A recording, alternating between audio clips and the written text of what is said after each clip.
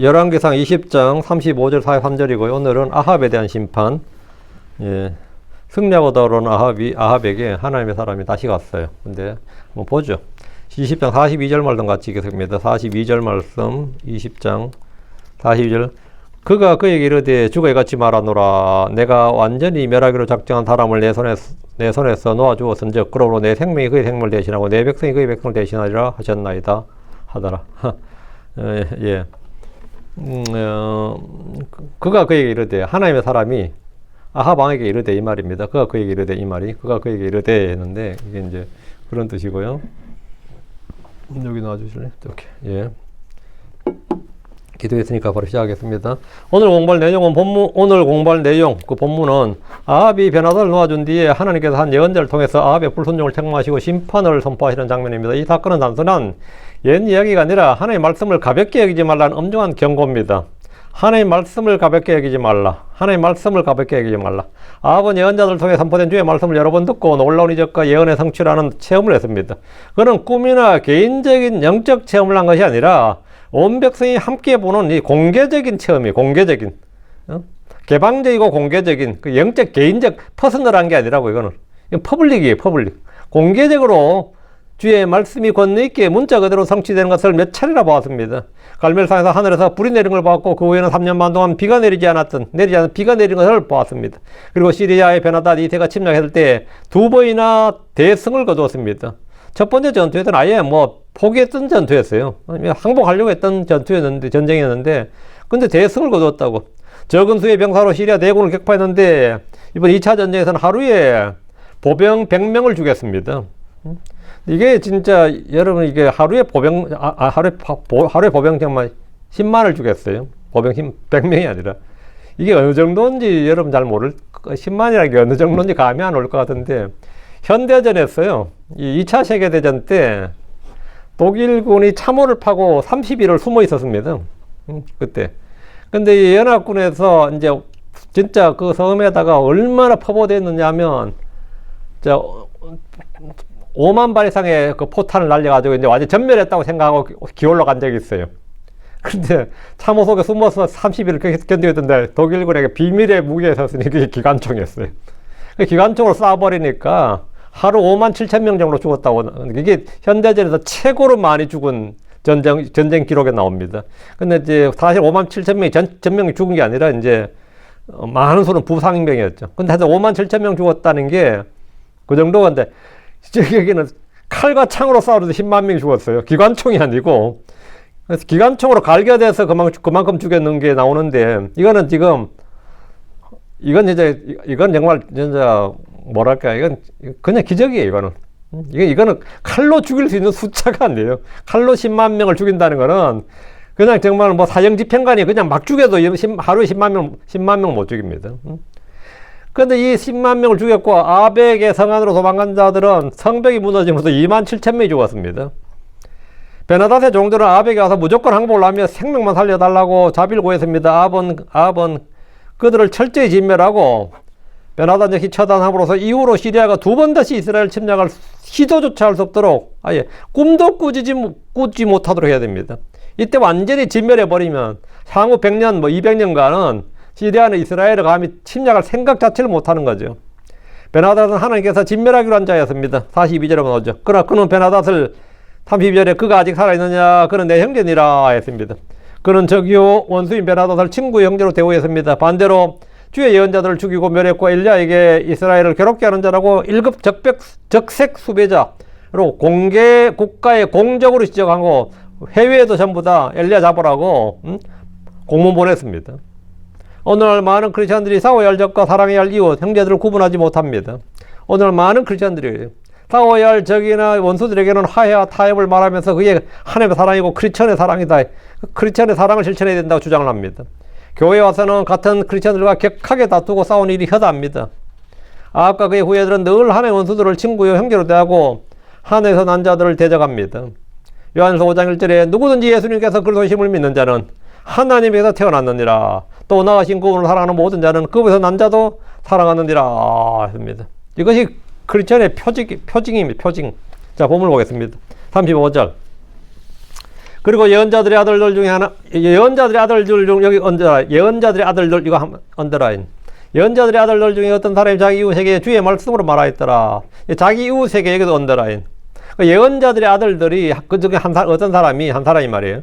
자기 이웃에게 예언자의 아들들은 공동생활을 했습니다. 오늘 가면 신학교야. 그러면 자기 이웃에게 말했다는 말은 같은 예언자의 아들들에게 말했다, 아들 중에 하나에게 말했다 이 말이에요. 자기 이웃에게 주의 말씀으로 말하였더라. 내가 내게 청하노니 나를 치라. 그 예언자가 예언자한테 한 말이에요. 내가 내게 치라. 내가 내게 청하노니 나를 치라. 그 주의 말씀으로 말했다는 거죠. 주의 말씀으로 말했는데 내가 내게 청하노니 나를 치라. 그러나 그 사람이 그를 치기를 거부했더라. 그 예언자의 아들들이란 말이 나오는데 이것은 생물학적으로 예언자들의 아들들 말한 것이 아닙니다. 뭐 엘리야의 아들, 엘리야사의 아들, 뭐 사무엘의 아들 이런 게 아니고 예언자들의 아들들 이 말은 뭐냐면 예언자들 이런 뜻이에요. 제사장직은 세습이죠. 제사장들의 아들들 하면 그거는 세습이니까 바이올로지컬 생물학적 아들이 많고요. 제사장의 아들들은 자동으로 제사장이 됩니다. 왕의 아들들도 왕자들, 뭐 공주가 되고 왕의 아들들은 왕자가 되고 통치자들이 됩니다. 그래서 예언자는 세습이 아니고 물려받는 것이 아닙니다. 예언자의 아들들, 예언자들의 아들들 이 말은 예언자의 가르침을 받은 제자들을 뜻하는 말입니다. 예언자의 아들들 중 어떤 사람이란 그 당시 주의 말씀을 배우는 무리들이 있었다는 뜻입니다. 오늘과 같으면 신학생이 있었다 이 말이죠. 이들은 누구냐면 사무엘상 10장에 나오는 사무엘과 예언자들의 무리가 나오죠. 사무엘상 10장에 보면 사울이 막 가는데 예언자들의 아들들이 거기 나와. 예언자들 무리가 나옵니다. 이들은 사무엘의 지휘와 지도를 받았던 사람들로 주의 말씀을 선포하는 일을 했습니다. 예언자들의 아들들이란 말은 이들을 가리키는 말인데 막 사울이 막 예언하니까 사울도 예언자의 아들들 중에 하나였느냐, 예언자들 중에 하나였느냐 이런 조롱비서 깊이 말을 하는 게 나오는데 이 사무엘 시대 때부터 이 예언자의 아들들이 있었어요. 이제 이걸 이제 개혁성경에서 나오는 이게 선지학교라고 선지자학교라 이런 말 쓰는데 그런 말은 성경에 안 나오는데 예. 그런 무리들이 있었다는 건 분명하죠. 그리고 이제 엘리사 시대에 많이 등장합니다. 얘들은 엘리야와 엘리사 시대도 계속 존재했고 엘리야가 승천하기 전에 베델에 있는 예언자들의 아들들이 엘리사에게 와가지고 열왕기하 2장 3절에 보면 주께서 오늘 당신의 선생을 당신의 머리 위로 취해 가실 줄 아시나이까 이렇게 막 말하는 장면이 나와요. 그 말은 뭐냐면 그 베델에 있던 예언자의 아들들이 이 엘리사를 예언자의 아들로 예언자를 인정을 안 하니까 네 예언자도 아니니까 잘 모르지 우리가 알려줄게 이런 식이야 엘리사한테. 그러니까 엘리사가 나도 안다 시끄럽다 이거 나도 안다고. 엘리사도 예언자 기름 부음 받은 예언자가 맞는데 엘리사는 이제 농부였지 예언자의 학교 출신이 아니었던 거예요. 그 예언자들의 아들들 그 예언자들 무리는 엘리사를 이제 좀 얕봤던 거죠. 그래가지고 와가지고는 막 주께서 오늘 당신의 선생을 당신의 머리 위로 취해 가실 줄 아시나이까 막 이렇게 막 떠드는 장면이 나오죠.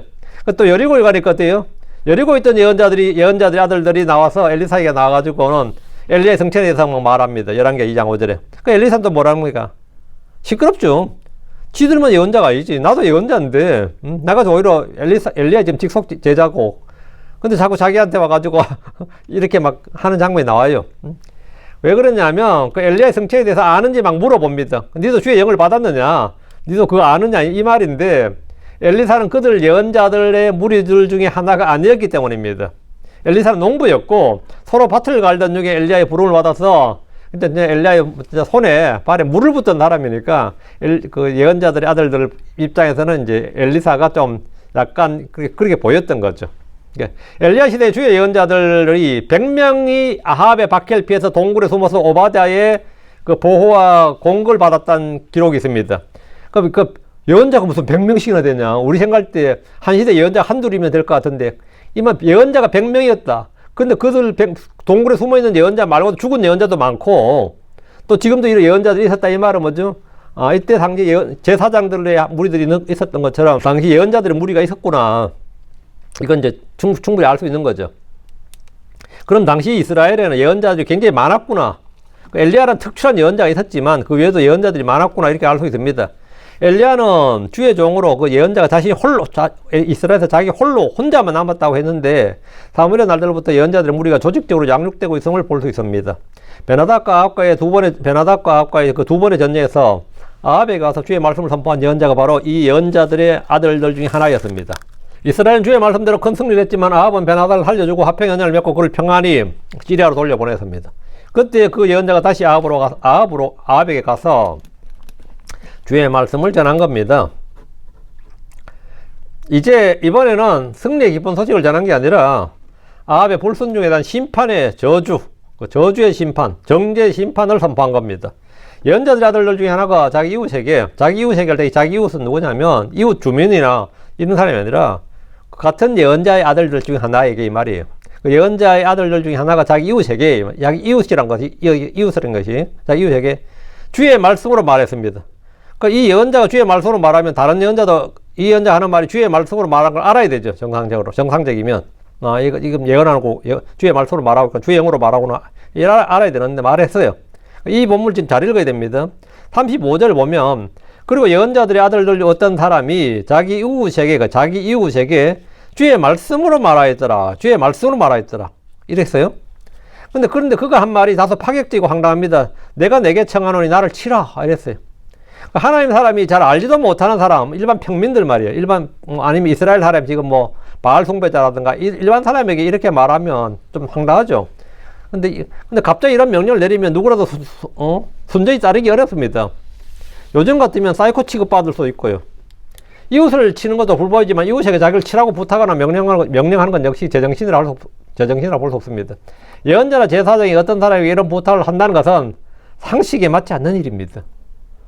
상식에 맞지 않죠.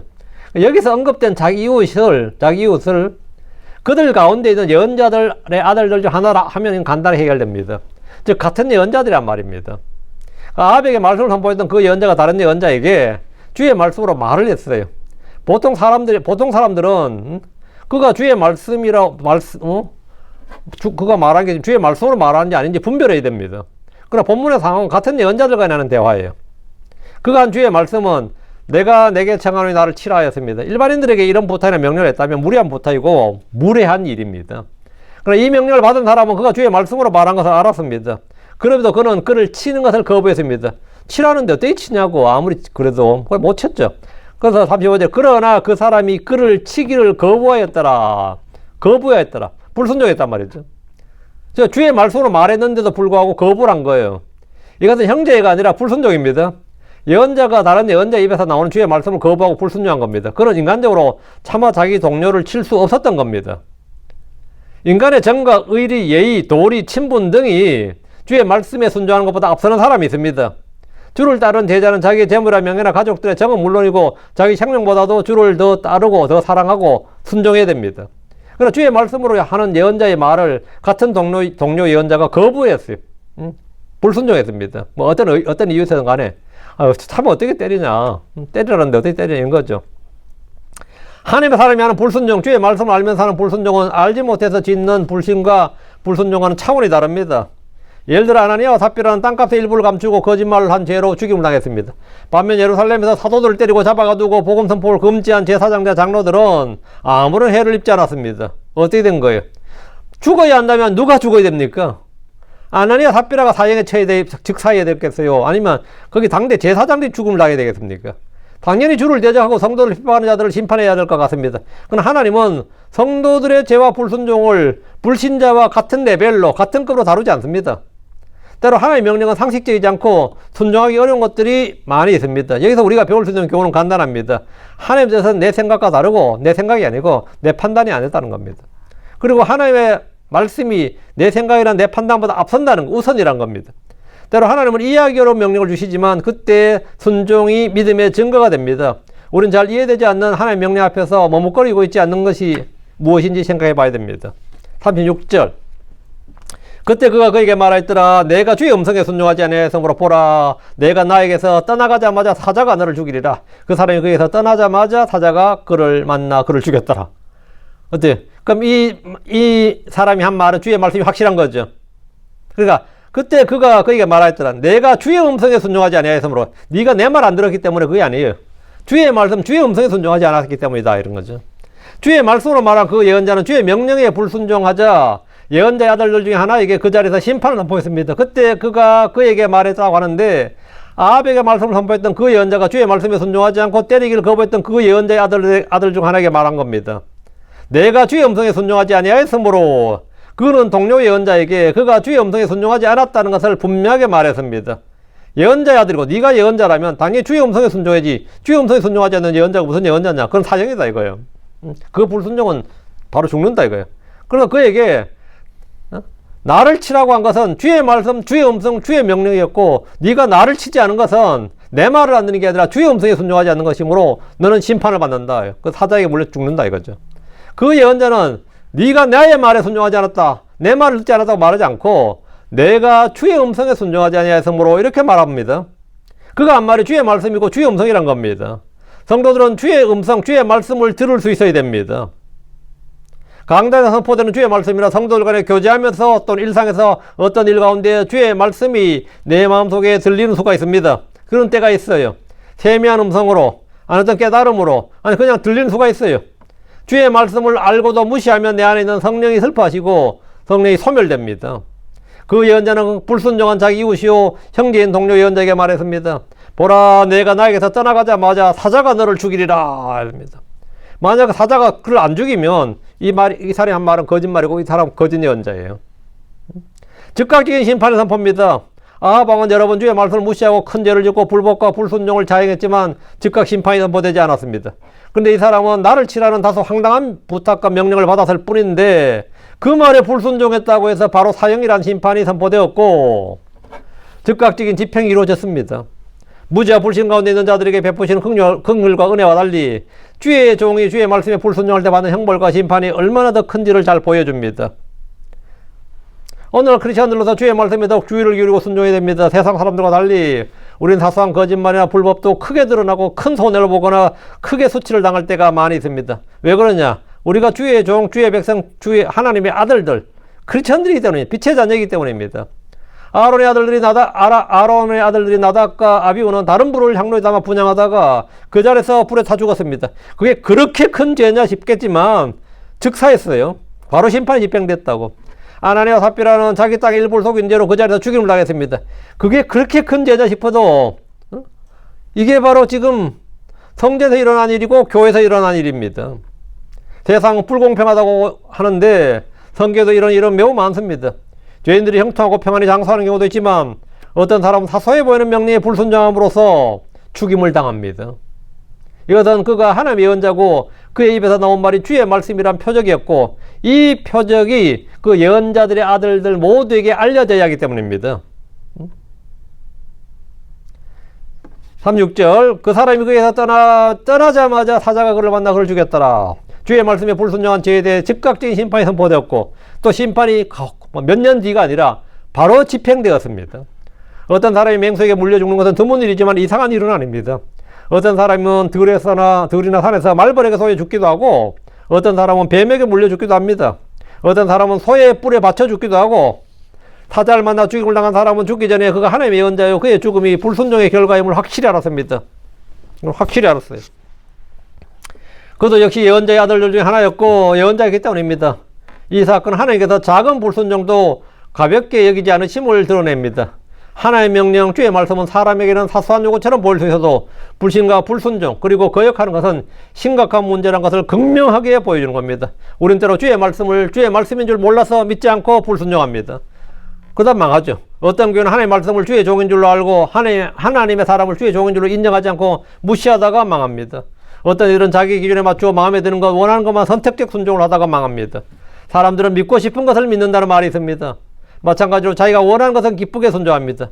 그러나 내가 이해되지 않거나 받아들일 수 없는 것은 순종할 수가 없습니다. 전에 하나님의 사람이 베델에서 여로보암 왕에게 말씀을 선포한 후에 그곳에 늙은 예언자의 집에 들어가서 빵을 먹고 물을 마셨습니다. 그는 하나님의 말씀을 받고 알았지만 속았습니다. 왜 속았냐? 그 늙은 예언자가 한 말을 믿고 싶었기 때문입니다. 자기는 들은 말씀을 믿은 게 아니라 믿고 싶은 말을 믿은 겁니다. 속임수는 뭐냐 이게? 듣고 싶은 걸 듣고 믿고 싶은 걸 믿고 순종하고 싶은 걸 순종하는 그게 속임수예요. 그는 하나님의 예언자였음에도 주의 말씀을 어기고 늙은 예언자의 말을 듣고 속았습니다. 그래도 그는 길에서 사자에게 그 결과 그는 길에서 사자에게 찢겨 죽임을 당했습니다. 주의 말씀을 많이 안다는 것, 지식이 있다는 것은 그만큼 순종에 따른 책임이 크다는 걸 말합니다. 누가복음 12장 48절에 그런 알지 못하고 채찍 맞을 만한 일들을 한 자는 알지 못하고 채찍 맞을 만한 일들을 한 자는 채찍을 적게 맞으리라. 이는 누구든지 많이 받은 자에게는 많이 요구될 것이요 또 사람들이 많이 맡긴 자에게는 그들이 그에게 더 많이 달라고 할 것이기 때문이니라. 나를 치라고 했던 사람은 사무엘이나 엘리야 같은 당대 뛰어난 예언자가 아니라 예언자들의 아들들 중에 하나로 동료 예언자였습니다. 그래서 그는 나를 치라 그의 말을 가볍게 거절했을 수 있었습니다. 그러나 이 일로 그는 사자에게 죽임을 당했습니다. 사자는 하나님의 심판의 도구였습니다. 37절입니다. 그때 그가 또 다른 사람을 만나 말하였더라. 내가 내게 청하건대 나를 치라. 예, 그 사람이 그를 치되 그를 침으로 그를 상하게 했더라.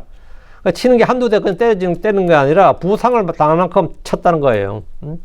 예언자들의 아들들 중 하나인 그 사람은 또 다른 사람을 만나 말했다. 이 또 다른 사람 누구냐? 또 다른 예언자의 아들들이에요. 또 다른 예언자를 말하는 겁니다. 여기서 언급된 또 다른 사람 역시 일반인이 아니고 예언자의 아들들 중에 하나입니다. 높당의 제사장들이 모여 살았던 것처럼 예언자들의 아들들 역시 집단 생활을 하면서 모여 살았습니다. 그는 또 다른 예언자의 아들들 중에 하나에게 내가 내게 청하건대 나를 치라고 했습니다. 여기서 치라는 말은 그냥 살짝 얼굴이나 몸을 때리는 정도가 아니라 상해를 입힐 정도로 치는 겁니다. 그는 왜 자기를 쳐야 되는지 이유를 말해주지 않았습니다. 설득하지도 않았고 부탁하지도 않은 거예요. 그냥 치란 거예요. 치지 않으면 죽을 것이란 경고도 하지 않았습니다. 그냥 단순히 말만 했을 뿐입니다. 이유는 뒤에 나오는데 이 사람이 왜 자기를 치라고 했느냐 말이에요. 왜 하나님 왜 이런 명령을 그에게 줬느냐. 그건 아합을 지금 만나러 가야 되는데 아합을 만나러 가기 전에 이번 시리아의 전쟁, 아합에게서 전투가 벌어졌잖아요. 그 시리아와의 전쟁에 참전하고 싸운 참전 군인과 같이 자신을 변장하려 했기 때문입니다. 그 참전 용사들 중에서 어떤 사람은 뭐 크게 다쳤을 수도 있고, 크게 상했을 수도 있는데, 자신이 이번 전쟁에 참전한 용사, 이 예언자의 아들은 전쟁에 참전한 것 같지는 않은데, 자기가 참전 용사인데, 그 전투에서 크게 부상을 당한 병사처럼 그렇게 아합 앞에 나가려고 한 거예요. 그래서 치라고 한 겁니다. 그 또 다른 사람은 처음 사람과 달리 즉각 순종을 했습니다. 그 사람 주의 말씀에 즉각 순종했는데 그 예언자의 말을 주의 말씀, 주의 명령, 주의 음성으로 인정했기 때문입니다. 만약 이게 아니라면 첫 번째 사람이 사자에게 찢겨 죽은 것을 들었거나 알았기 때문이었을 겁니다. 이거 주의 말씀 맞네. 순종 안 하면 나도 사자에 찢겨 죽겠네. 그럼 끝난 거죠 뭐. 그런 주의 예언자가 하는 말대로 그를 살짝 치는 정도가 아니라 상하게 할 정도로 쳤습니다. 이에 그 사람이 그를 치되 그를 참으로 그가 그를 상하게 했더라. 이건 동료와 형제를 치는 불법적 폭력이 아니라 주의 명령을 이행하는 일이었습니다. 우리는 성경 읽을 때 가끔 이해가 전혀 되지 않는 상식 밖의 사건을 볼 수 있습니다. 하나님께서 이런 명령을 내릴 수 있는가 싶은 일이 있어요. 이 과연 하나님의 명령이 맞을까? 이게 하나님의 음성이 맞을까? 이런 생각이 들 수가 있습니다. 이사야 20장 2절에 3절에 보면 예언자 이사야는 주의 명령으로 벌거벗고 다녔습니다. 그게 말이 되나 싶지 않아요? 벌거벗어라. 예언자 호세아는 음행하는 여자를 아내로 취했습니다. 다윗의 명령에 따라 언약궤를 소리에 싣고 운반하다 우산 흔들리는 개를 잡다 즉사했습니다. 엘리사에게 대머리에 욕했던 아이들은 곰에게 찢겨 죽었습니다. 본문에서 예언자는 자기를 때리라고 하면서도 거의 죽도록 맞았습니다. 그런데 우리가 알던 사람을 때려 상처를 입히는 이런 율법이 그만의 일뿐 아니라 본성의 법에도 어긋나는 일이고 도덕적으로 옳지 않는 일입니다. 사람 때리는 게 말이 되냐. 때리면 어떻게 되는 거죠? 동일상의 보복의 법칙에 따라서 자기도 맞아야 된다고요. 누굴 상하게 하면. 근데 때리라잖아요. 그래도 불구하고 그는 순종했습니다. 이 사람이 그 명령의 이유를 다 이해했는지는 본문은 말하지 않습니다. 다만 그는 하나님의 말씀에 순종합니다. 이에 중요한 것은 순종의 완전성입니다. 하나님의 명령을 자기 방식대로 판단하지 않고 그대로 따르는 겁니다. 이것은 불편한 순종입니다. 순종을 하는데 뭔가 불편해. 찜찜하고 불편하다고. 참된 순종은 때로 불편을 동반할 수 있고 때로는 수치를 감내해야 되고 때로는 위험을 동반합니다. 하나님의 명령을 내 편의에 맞게 조정하는 것이 아닙니다. 38절 이에 그 예언자가 떠나서 길에서 왕을 기다렸고 자기 얼굴을 재로 가려 스스로 변장했더라. 근데 뭐 많이 맞아서 상처 입고 부상당한 몸이죠. 부상당한 몸인데다가 거기다가 얼굴을 또 재로 가렸으니까 누가보다 영락 없는 뭐죠? 이번 전쟁에 참여해서 부상당한 병사인 거죠. 그 참전 용사가 직접 이제 왕을 만나는 거예요. 예, 그 예언자는 맞아서 부상당한 몸으로 그것을 떠나서 길에서 아합 왕을 기다렸습니다. 그는 자기 얼굴을 재로 가려 스스로 변장했습니다. 이 사람은 시리아의 전쟁 때 2번이나 아합 앞에서 예언했던 바로 그 예언자입니다. 그래서 그는 스스로 맞아가면서 몸에 상처를 입고 얼굴을 재로 가린 채 스스로 변장했습니다. 얼굴 안 가리면 아합이 바로 알아볼 수 있으니까요. 성경에 머리에 재를 뿌리거나 베옷을 입는 등의 이런 슬픔을 표하거나 애고할 때, 회개할 때 또는 다가올 재난을 예언할 때 쓰는 표현입니다. 예언자는 단순히 연극을 한 것이 아니라 하나님께서 아합을 책망하고 경고하러 예언적 표적을 주려고 온 겁니다. 그 아합이 죄가 뭔지를 좀 깨닫게 하고 이제 말씀을 주려는 거예요. 뭐 요압이 다윗에게 아니면 나단이 뭐 또 다윗에게 와가지고 뭔가 앞에 말을 하죠. 뭐 양 이야기도 하고 그 이야기 하면서 다윗이 죄를 깨닫게 해서 그는 죽임을 당하려 당신이 바로 그 사람이니다 이렇게 하듯이 지금 이 예언자도 아합이 지금 베나다에게 한 짓이 죄라는 걸 알게 해줘야 되는 거죠. 그래서 지금 자기가 이제 그 이야기를 해주고 나서 아합이 네가 바로 그 짓을 했다 이렇게 말하려는 겁니다. 예언적 표적을 주려는 거죠. 아합은 몇 번이나 예언자를 통해서 하나님의 표적을 보고 경험했지만 여전히 주를 두려워하지 않았고 회개하지도 않았습니다.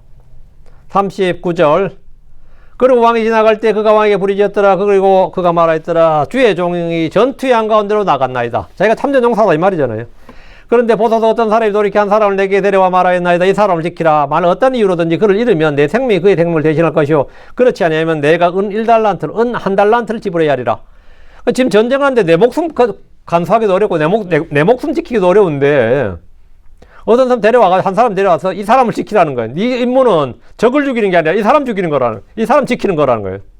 이 사람 네가 만약 못 지키면 네가 죽는다. 이 사람 못 지키면 이 사람 죽으면 네가 죽는다. 잘 지켜. 근데 만약 못 지키면 네가 죽든지 아니면 은 1달란트예요. 은 1달란트란 것은 엄청난 돈이에요. 6,000데나리온이거든요. 6,000데나리온이면 6,000일 품삯입니다. 엄청난 거죠. 그렇게 말하더라 이거예요. 그 예언자는 아합 왕이 지나갈 때 왕에게 부르짖었고 말했습니다. 그는 전쟁에서 승리하고 돌아가는 아합에게 한 가지 비유를 들어 말해줬습니다. 전쟁장으로 어떤 사람이 이야기를 하면서 자기가 겪은 이야기처럼 내가 지금 이런 일을 당했으니까 왕이 좀 판단해달라, 재판해달라 이거죠. 주의 종이 전투의 한가운데로 나갔더니 내가 지금 전쟁에 참전 용사인데 이 말이 길가에서 왕에게 부르짖은 예언자 누가 봐도 예언자가 아니라 마치 이번 전쟁에 참전했던 이스라엘의 군인이고 전투 중에 크게 부상을 당한 사람으로 보입니다. 전쟁에서 참전 용사는 국가적 영웅입니다. 마땅히 세금 면제나 치어부대나 유공자로 대우를 해줘야 됩니다. 병거에 탄 아합 왕은 길가에서 외치는 부상당한 사람, 죄로 얼굴을 가린 사람을 보았을 뿐인데 그가 전에 자기에게 주의 말씀을 선포했던 주의 예언자인 것은 전혀 알지 못했습니다. 자, 지금 39절. 그런데 보소서 사전을 얘기하고 왕에게 사전을 지금 이야기하는 거예요. 그런데 보소서 어떤 사람이 돌이켜 한 사람을 내게 데려와 말하였나이다. 한 사람을 데려와 내게 말하였다. 어떤 사람이 이번 전투에 나가면서 한 사람을 자기에게 데려와 말했다는 것인데 당시 이스라엘 군인들 사이에 있을 법한 생생한 현실을 자신의 경험처럼 말하고 있습니다. 너는 이번 전투에서 이 사람 지키라. 응? 이 사람을 지키라. 이 사람이 경호 대상이다. 뭐 이런 거죠. 응? 전쟁터에서 그가 한 사람을 데려와서 이 사람을 지키라. 말 어떤 이유로든지 그가 없어지면 이게 뭐냐면 미싱이에요. 실종되면 없어지면 죽으면 말이에요. 내 생명이 그의 생명을 대신할 것이요 그렇지 않으면 내가 은 1달란트를 지불해야 되리라. 정신 차려다. 네가 죽거나 아니면 은 1달란트 내놔야 된다. 이 말은 뭐냐면 뭐 그냥 전재산 다 털어도 안 된다 이 말이죠. 전투 중에 군인은 자기 생명을 지켜야 할 뿐 아니라 동료의 생명도 지켜야 됩니다. 군인은 서로가 서로를 지켜주는 존재가 되어야 됩니다. 그런데 만약 지켜야 할 동료를 지키지 못하면 그가 책임을 져야 한다는 겁니다. 이는 특히 지휘관들에게 부하를 잃은 책임을 물을 때 주로 쓰는 말입니다. 내 생명이 그의 생명을 대신할 것이요. 이 말은 동료인 이웃이나 형제의 생명을 자신의 생명과 같게 여기라는 겁니다. 이건 오늘날 크리스천들의 형제 사랑과 같은 말씀입니다. 주께서도 자기 친구를 위해서 생명을 내어놓는 일보다 더 큰 사랑은 없다고 하셨고 형제를 위해 생명을 내어놓는 것이 마땅하다고 말씀하셨습니다. 전투 현장에서는 나의 잘못으로 동료들이 죽을 수도 있고 또 부대 전체가 전멸당할 수도 있습니다. 그러다 서로가 신뢰를 바탕으로 하나가 돼야 돼요. 그래야 제대로 전투를 수행할 수 있습니다. 만약 지켜야 할 생명을 지키지 못하면 은 1달란트로 값을 치러야 한다고 하는데 은 1달란트는 6,000데나리온으로 장정 6,000일치의 품삯이고 성인 남성을 16년간 일한 겁니다. 한 푼도 안 쓰고 16년 안팎의 임금입니다. 이것은 단순한 벌금이 아니라 생명에 대한 책임의 대가입니다. 한번 패가망신하는 거죠. 한 사람의 생명을 지키는 일에 얼마나 큰 책임과 의무를 부여하는지를 보여주는 겁니다. 네 생명을 내놓든지 은 1달란트를 내놓든지 이 말이에요. 만약 그를 잃으면 이 말은 그를 지키지 못하고 죽을 경우에 또는 포로로 잡혀버릴 경우에 이는 단순한 분실이 아니라 맡겨진 생명을 지키지 못한 것에 대한 결과를 말하는데 사람이 사람에게 맡겨진 책임의 무게가 이 정도라면 하나의 명령을 지키는 일은 어때야 되겠는가 이 말입니다. 이 사람 지키라고 그랬는데도 네 생명을 대신하고 은 1달란트 내놔야 되는 판국인데 하나님께서 어떤 명령을 내렸는데 그 명령을 내가 순종하지 않으면 어떻게 되겠느냐? 하나님 예언자는 그 예언자 아들 중 하나는 사자에게 물려 죽었어요, 바로. 그러면 아합은 어떻게 되겠느냐 이 말이에요. 하나님 우리에게 맡긴 일에 대해서 회개복을 하라고 하십니다. 혼을 지키는 일, 말씀을 지키는 일, 주께서 맡긴 사역을 지키고 주 앞에서 한 약속을 지키는 일에서 우리는 무거운 책임을 느껴야 됩니다. 우리는 하나님의 신비들을 맡은 청지기들입니다. 책임은 핑계보다 중요합니다. 목자들은 양들을 돌보고 먹이고 감독하고 지켜야 됩니다. 우리는 서로를 돌아보고 짐을 나누어줘야 됩니다. 4절.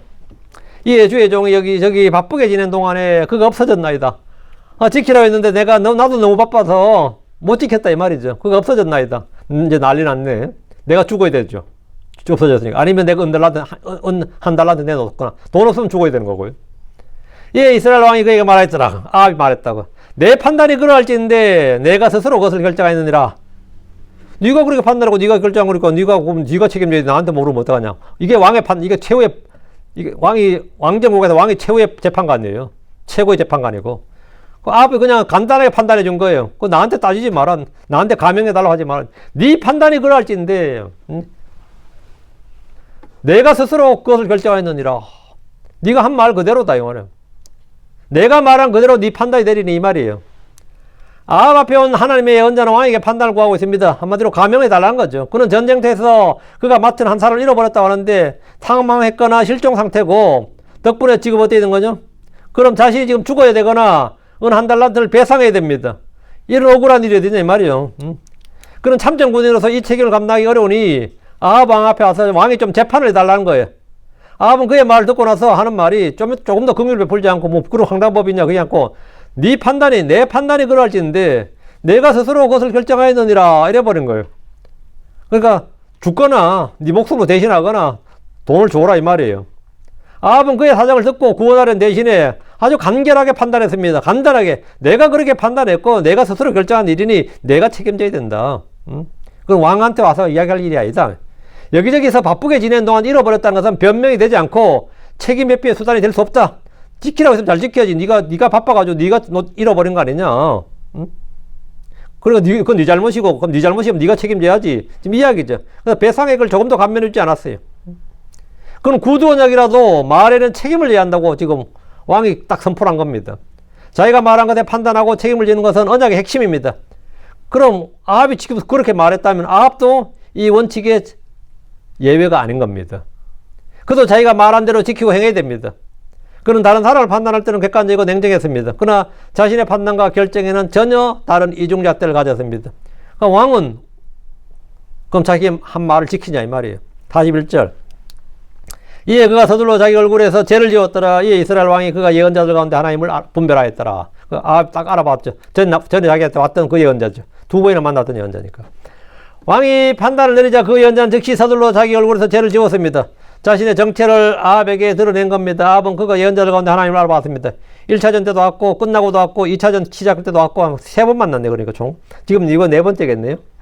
시리아의 전쟁이란 워낙 큰 전쟁에서 2번이나 주의 말씀을 왕 앞에서 선포했고 그가 한 말이 문자 그대로 성취되었기 때문에 그가 하나님의 예언자라는 사실은 확정되었고 뭐 그의 얼굴은 잊을 수가 없죠. 아합 입장에서는.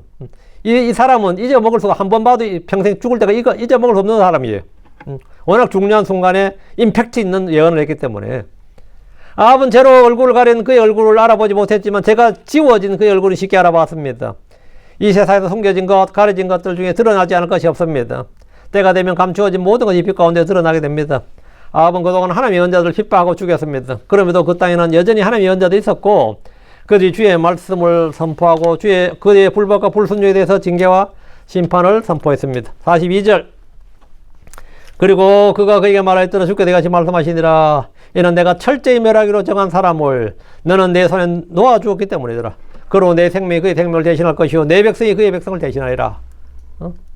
남한테 지키라고 한 것 사람 못 지켜서 나도 내 생명을 대신하게 되고 한 달란트를 줘야 된다면 너도 마찬가지로 하나님께서 명령하신 것 하나님께서 내가 그 상관 명령을 지키지 못해서 책임을 다해야 됐다면 하나님께서도 아합니한테 내린 명령이 있었는데 철저히 멸하기로 정한 사람을 네가 놔줬다 잃어버렸다 미싱하는 거죠. 사실은 자기는 호의를 베풀어 생각하지만 하나님 입장에서 뭐죠? 이런 그냥 풀어준 거잖아요. 아합이. 그럼 어떻게 그러므로 네 생명이 그의 생명을 대신할 것이고 네 백성이 그의 백성을 대신하라. 아까 한 말하고 똑같이 그대로 돌려주는 거예요. 그 연년 하나님께서 멸하기로 정한 사람을 아합이 놓아주었다고 책망합니다.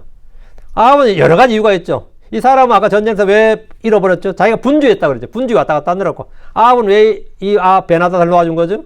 경제적 이익이나 정치적 고려나 외교적 국제 정세나 다 고려해서 종합적 판단한 거겠죠. 자기 입장에서는. 그렇지만 어쨌든 베나닷을 미싱한 거죠. 놓아준 거죠. 베나닷은 이 시리아 왕 베나닷은 단순한 전쟁 포로가 아니라 하나님께서 진멸 대상으로 정하신 사람이고 이스라엘을 괴롭게 하는 자고 멸하려 했던 자입니다. 하나님께서 이 베나닷은 잘 지키라가 아니라 반드시 뭐냐 잡아서 죽이라 했죠. 근데 너는 지금 말 안 듣고 하나님 말씀 안 들었다 이 말이죠. 그럼 거기에 대한 책임을 져야 된다고. 근데 아합은 자기의 정치적 계산과 인간적 자비로 그걸 살려보냅니다. 이것은 그냥 단순한 실수가 아니라 하나님의 말씀에 대한 직접적인 불순종이었습니다. 여기서 내 생명이 그의 생명을 대신할 것이요 내 백성이 그의 백성을 대신하라. 이 말은 아합 개인의 죄가 자기 자신뿐 아니라 온 백성과 국가 전체에 영향을 미치고 있다는 겁니다. 왕의 불순종은 백성에도 재앙이 됩니다. 이는 지도자의 죄가 얼마나 무거운지 보여주는 겁니다. 하나님께서 그에게 승리를 주셨고 베나닷을 넘겨줬습니다. 그 주님께서 이 베나닷을 어떻게 하라고 반드시 죽이라 진멸하라 이렇게 했는데 이런저런 이유로 그냥 놔줘버린 거예요. 그래서 그는 그를 멸하는 대신에 형제라 불렀습니다. 내 형제니라 이렇게. 아합은 나름대로 적장을 예우해 주는 것이 이후의 국제관계나 정치 경제나 모든 면에서 외교적 관계에 더 나을 것이라고 판단해 설 수 있습니다. 그건 아합의 판단입니다. 최고 통치자의 판단이에요. 그러나 이익보다 중요한 것, 나의 생각이나 판단보다 우선한 것은 주의 말씀, 주의 판단입니다. 제사장이나 예언자들, 왕과 같은 지도자의 불순종은 공동체 전체에 영향을 줍니다. 하나님은 그분의 법과 명령을 타협의 대상으로 삼지 않습니다. 우리는 이 장면에서 몇 가지 생각해 볼 것이 있습니다. 나는 하나님이 끊어버리라 하신 죄와 타협하고 있지 않는가? 내 결정이 가정과 교회와 공동체에 어떤 영향을 주는지 생각하는가? 하나님의 명령보다 내 감정과 유익을 앞세우고 있지 않는가? 이런 것들을 곰곰이 생각해 봐야 됩니다. 그리고 불순종이 아닌 순종을 통해 정죄와 저주 대신에 복과 은혜를 받아야 됩니다. 아합은 하나님의 언자가 선포한 하나님의 정죄와 심판을 듣고 즉시 자신의 죄를 시인하고 회개하지 않았습니다. 이미 전에 그가 선포한 주의 말씀이 정확하게 성취된 것을 보고 체험했습니다. 그럼에도 그는 변화를 받지 못했습니다. 이것이 완악함입니다. 기적이나 이적과 같은 표적에 따른 체험은 죄인들을 회심시키지 못합니다. 파라오는 모세를 통해 행해진 주의 권능을 반복해서 보았습니다. 그래도 그는 생명 이론을 해결을 얻지 못했습니다.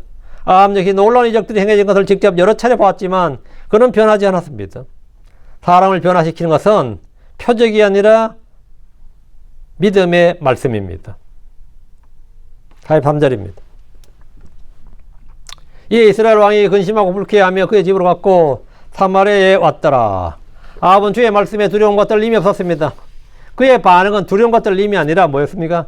그냥 불쾌함 정도였어요. 기분 나쁘다 이거. 기분 나쁘다. 성질 난다 이거야. 그는 주의 말씀이 성취된다는 사실을 충분히 알았습니다. 충분히 정확히 알았어요. 이전에 반복된 체험이 있었기 때문입니다. 그러나 그가 보인 반응은 근심하고 불쾌한 것. 이제 헤비라 근심을 이제 헤비라는데 그냥 마음이 무겁죠. 마음이 무거웠고 불쾌했다 이 말입니다. 마음 들을 때 마음이 가볍게 하는 게 마음이 무거웠다고, 무겁고 불쾌했다고. 그는 하나님의 사람에게 지금 자신이 무엇을 해야 되는지 묻지 않았습니다. 그는 마음을 낮추지 않고 돌이키지 않았습니다. 돌이키지 않았습니다. 왜냐? 그냥 기분 나쁘죠. 불쾌하고 마음은 좀 착잡하지. 그런 말 들으면 마음이 무겁고 기쁘진 않았죠. 그러면 자신이 마음을 낮추고 회개하고 돌이켜야 되는데 마음을 낮추지도 않았고 죄를 시인하지도 않고 잘못했나이다 이 정도도 안 나오고 말이에요. 회개하지도 않고 돌이키지 않았다. 그는 하나님의 예언자가 와서 악담과 저주를 퍼붓는다고 생각하는 정도였던 것 같습니다. 그래서 이제 그는 하나님 책망 앞에서 겸손히 엎드리기보다는 억울함과 불쾌함을 안고 집으로 돌아갔습니다. 이 장면은 아합의 영적 상태를 잘 보여줍니다. 그는 전쟁에서 2번이나 승리했지만 주의 말씀에 불순종으로 승리자가 아니라 패배자가 되었습니다. 순종을 거부하고 실패할 때 그는 어떤 성취를 이루고 큰 승리를 해도 패배자입니다. 순종을 거부할 때 그는 어떤 성취를 이루어도 그 승리를 해도 그는 승리자가 아니라 패배자예요. 모세는 반석에게 말하라는 주님의 말씀에도 불구하고 반석을 내리쳤습니다. 그는 반석에서 물을 내는데 성공했지만 승리자가 아니라 패배자였습니다. 실패했고 패배자였어요. 이스라엘 백성 광야에서 불패하며 고기를 구했고 주님 주시는 고기를 배부르게 먹었습니다. 그럼 승리한 겁니까? 그들은 실패했고 패배했습니다. 주님 주신 걸 얻었다고 해서 승리한 게 아닙니다. 주님 말씀하신 게 내한테 이루어졌다고 내가 승리한 게 아닙니다. 주의 말씀을 믿고 순종했을 때 내가 승리자가 되는 겁니다. 그 일이 내게 고통스럽고 힘들지라도 손해가 들지라도 그 순종한 것이 승리입니다. 그 믿음이 승리예요. 사람들은 주님이 주신 은혜와 복을 누릴 때 그것이 자신의 성공인 줄로 알고 자만하지만 은혜를 제대로 감당하지 못하면 그것은 저주가 됩니다. 하나님 아합에게 어느 죄인들에게 베푸신 은혜보다 더 큰 은혜를 반복해서 주셨습니다. 그래도 하나님 앞에서 돌이키는 회개가 없다면 그의 놀라운 체험이 아무런 유익이 없습니다. 그의 인생에, 그의 집에 아무런 유익이 없었습니다. 아합은 책망을 들었지만 돌이키지 않았습니다. 그의 불쾌함은 죄책을 짓지 못했고 오히려 다음 심판을 예고합니다. 오늘 말씀을 정리합니다. 하나님의 말씀은 이해되든 이해되지 않든 순종해야 된다는 겁니다. 하나님의 말씀이기 때문에 순종하는 겁니다. 나의 분주함은 불순종의 핑계가 될 수 없습니다. 사람의 이익이나 계산보다 하나님의 명령이 우선입니다. 말씀을 통해 주어지는 주의 책망을 들을 때 불쾌하지 말고 자기를 낮추고 시인하고 죄를 회개하고 시인하고 회개해야 됩니다. 지도자의 죄는 공동체에 더 큰 영향을 줍니다. 특히 감독이나 장로나 목자, 교사, 하여튼 자기가 그런 집사, 이런 지도자의 죄는 공동체에 더 큰 영향을 줍니다. 하나님은 숨긴 죄와 포장된 불순종을 다 드러내십니다. 난 하나님 말씀 앞에서 순종하는가, 아니면 아합처럼 내 판단을 앞세우는가, 스스로 한번 점검하고 자신을 입증해 보시기 바랍니다. 오늘 여기까지 하겠습니다. 오늘 여기까지 하고 다음 편에 또 아합의 또 활약상이 막 나오죠. 다음은 좀생이 아합이 나와요. 나봇의 포도원 빼앗는 거 아주 좀스러운 아합이 나오는데 다음 편에 하도록 합시다. 위대하시고 건조하는 감사합니다. 하나님께서 저희에게 말씀을 주셔서 이 말씀을 통해서 배움과 훈계를 하시고 경고와 본보기를 삼도록 해주셔서 감사하며 저희를 하여금 또 이 영적 유익을 얻도록 해주셨는데 제가 말씀을 부전히 읽고 늘 묵상하게 하시고 또 깊이 생각을 터뜨려 주십시오. 주님께서 성령을 통해서 주의 법에서 나온 놀라운 것들을 늘 볼 수 있게 해주시고 또 지혜와 계시를 주셔서 깨닫는 마음 통해 말씀이 마음에 잘 가도록 하시며 믿음과 잘 결합할 수 있도록 해주셔서 모든 말씀이 뿌리 내리고 자라나 열매를 맺게 하여 주시옵소서. 사랑 아버지 하나님, 뿌리시는 분도 주님이시고 또 자라게 하시는 분도 주님이십니다. 주님께서 또 성령을 또 생수의 강같이 저희 가운데 흐르게 하여 주셔서 아버지 하나님, 수분이 부족해서 말씀이 또 말라버린 일이 없도록 숨막힌 일이 없도록 해주시옵소서. 사랑 아버지 하나님, 이 말씀을 듣는 혼들이 좀 깨우침을 얻게 해주시고 아버지 하나님 빛을 받게 해주시고 은혜를 더 많이 누리게 해주시고 아버지 하나님 완악한 마음을 낮추게 하여 주시고 돌이킬 수 있도록 해주시고 또 말씀 앞에서 주 앞에서 두려움과 떨림을 갖게 하시며 죄를 시인하고 회개할 줄 알게 해주시옵소서. 저희가 주 앞에 무릎 꿇습니다. 주님, 겸손한 자에게 자기를 낮추는 자에게 은혜를 베푸시고 더 많은 은혜를 주시는 분입니다. 아버지 하나님, 이 말씀을 듣는 모든 분들에게 저희가 아합의 후예가 아니라 정말 하나님의 종으로서 그리스도의 영을 받은 자요 그리스도의 마음을 품은 자로서 살게 해주시고 아버지 하나님, 순종하는 자들의 본이 되도록 해주시옵소서. 아버지 하나님, 말씀 침략의 성도일 뿐 아니라 이 말씀을 어떻게 듣는 사람들이 있다 할지라도 그들에게도 빛을 주십시오. 감사드립니다. 주의 성기도합니다. 아멘.